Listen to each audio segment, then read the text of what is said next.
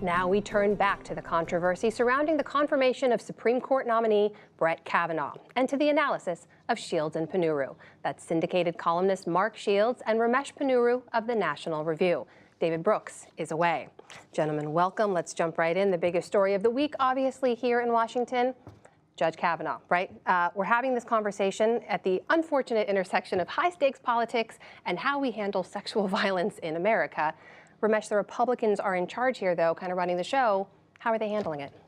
Well, I'd say that things took a marked turn for the worse when President Trump decided that he was tired of being responsible and sober-minded, which must have chafed, and instead decided to attack Professor Blasey Ford, saying that if this was a real thing, she should have come forward decades ago, which anybody who's familiar with these cases understands is not the way these things work.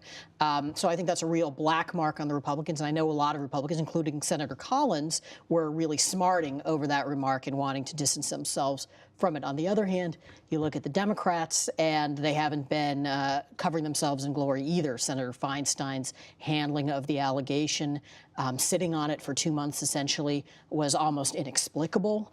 And you've got various Senate Democrats who are prejudging the case, saying that they, as Senate Republicans, some are too, saying that they already believe the allegations without having heard anything. Mark, what do you make of all this? Well, let me agree with Ramesh, especially on President Trump.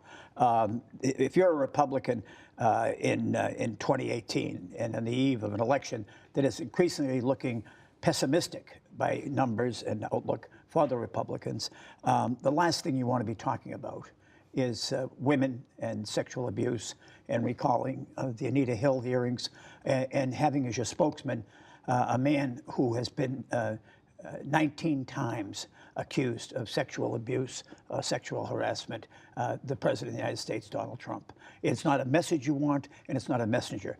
This is more than about Brett Kavanaugh. This hearing that's coming up is essentially about David against Goliath. We're going to hear from Professor Ford for the first time, and that will determine how the country responds. But before then, I think the one indicator that has hit me is polls that suggest that women are more upset about the charges and the response of the Republicans than any other group. And you'll recall in the 2016 election, Donald Trump carried women who had not been to college by a 61-34 margin. Decisively. Hillary Clinton carried a majority of women who had gone to college. If women, non-college educated women, are responding to this charge and the sense that something is wrong and that this is a society that is indifferent and intolerant of women and the abuse they've suffered, this is nothing but bad news for the Republican. It's not where they want to be. So how do they handle this? Part of this is about optics, right? I mean, and we're talking about there could be a hearing next week. We don't know where this stands. You've got 3 men who could be questioning Dr. Ford, who were there back in 1991, right? Questioning Anita Hill and did not handle it well back then. How do they move forward? How do they have the hearing that everyone says that they're going to be moving towards to some degree and not alienate this group that Mark was just talking about? Well, you know, I think one thing we all have to remember is the optics actually have to take a backseat to the facts. And it's going to be very hard to determine the facts, but the senators need to go in and be seen to be going in, yes, but mostly to actually go in trying to determine the fact. We've got sworn statements now from Judge Kavanaugh, from Mark Judge, from an unnamed third party. We will presumably get a sworn statement from the accuser as well, Professor Blasey Ford, and then we're going to have to actually try to do what we can to figure out who's telling the truth. Do you think that the way they've presented it so far enforces that message, that we take this seriously? We have an intention to get to the bottom of this. You're hearing some folks like Mitch McConnell earlier today, we heard him in the show saying Judge Kavanaugh is going to be confirmed. Right. So I think it's one thing to say that based on the evidence that you've heard so far, you are inclined to go with one or the other. But I think it's a real mistake to close your mind to the possibility that you're going to get new information. If that's the case, then you do have to ask, why are we having any hearings at all? I want to bring up a poll, too. We've got some numbers to look at, Mark, and get your take on these. This shows publicly, look, there has been an actual increase in opposition to Judge Kavanaugh over the last month, up 9 points. At some point, does he become a political liability? I'm not sure he's a political liability. I think that the subject is a political liability for Republicans. And obviously, if he's stayed with it and sullied with it, yes, he becomes a political liability. I think the hearing Ramesh is right. The Republicans and the Democrats have basically taken their position, put on their uniforms, or at least the partisans have. The group that has yet to make a decision on this will look at the hearings, and the hearings will be determinant. And it really isn't about Judge Kavanaugh as much as it's about Professor Ford. I mean, is she believable? Is she sympathetic? Is she convincing? You know, the president saying, why didn't she come forward? Why didn't she go to the FBI when she was 15 years old? First of all, not sure that we're talking about a federal offense. But secondly, I mean, if anything we've learned through the pain and torment of the Catholic clergy, sexual abuse, is that people are out of pain, embarrassment, humiliation, a sense of fear, don't come forward. I mean, the Department of Justice own numbers say that 22% of rape victims ever come forward. So, you know, really it is David against Goliath, and the focus is on her. The question is she believable? Is she convincing? I wasn't sure that Mark Judge had signed a sworn statement. He made a statement to the Judiciary Committee, so that is a potentially legally actionable document. Okay, because he showed no willingness. He wrote a book on the subject, but he didn't want to talk about it anymore. This is the other individual who Dr. Ford says was there in the room that day. The idea of his not testifying seems to me absolutely irrational. You know, just add one thing that one of the things that's most dismaying about this entire debate is that almost everybody's views about what did or didn't happen 36 years ago lines up perfectly with what they think ought to happen to Roe v. Wade now. And that's not the way it ought to be. You're saying it's too political now for anyone to have a real discussion about it, but it is an important discussion, one we're going to continue to have. I want to move on to another story that moved very quickly this week.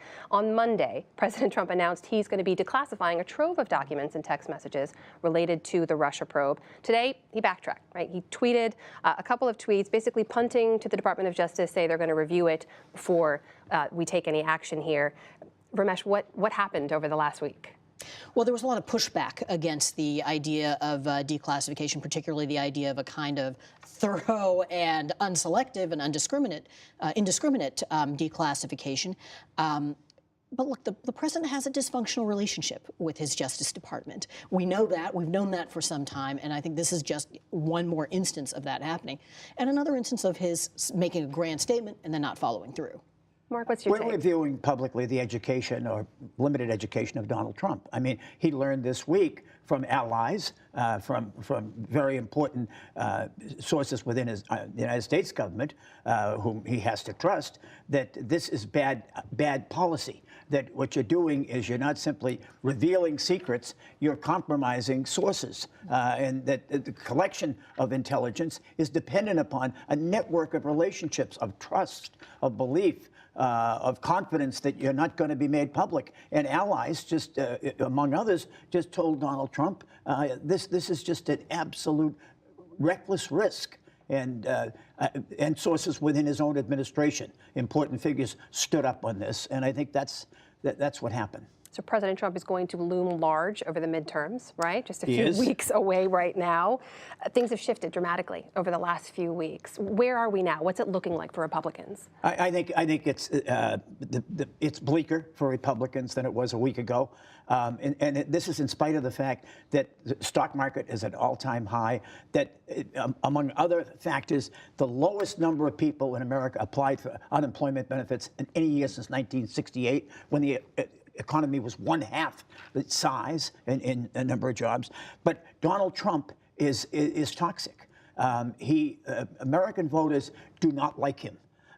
When asked the very simple question, I like blank and agree with mostly his policies, I like and don't necessarily agree with the policy, I dislike blank and agree with policy, dislike him and agree with his policies, 70% of Americans say they do not like Donald Trump. I contrast this with Ronald Reagan, who had far worse economic conditions in 1982, when the prime interest rate was at 21.5%, unemployment was the highest since the Great Depression.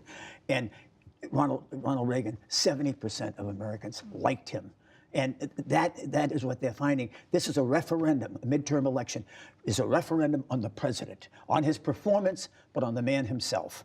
And that's why Reagan kept Republican losses low that year, and that's why Trump is really a problem for Republicans this year. They have to defend him or alienate him, and 3/4 of the Republican candidates who are running for re-election have never run with a Republican in the White House. They've always run against Barack Obama. All right, 3/4 of the election since Barack Obama, and that's a liberating thing. It's very defensive when you're trying to defend what Donald Trump did, for example, on tweets. Ramesh, very quickly, less than a minute left. Is it as bad as he says for Republicans? Look, midterm elections usually go badly for the party that has the White House because the opposition is revved up and your side is complacent. Trump's making both of those problems worse. He's revved up the opposition and he's telling his side, this is all propaganda. The elections are going swimmingly. Don't worry about it. The combination is one that is very damaging.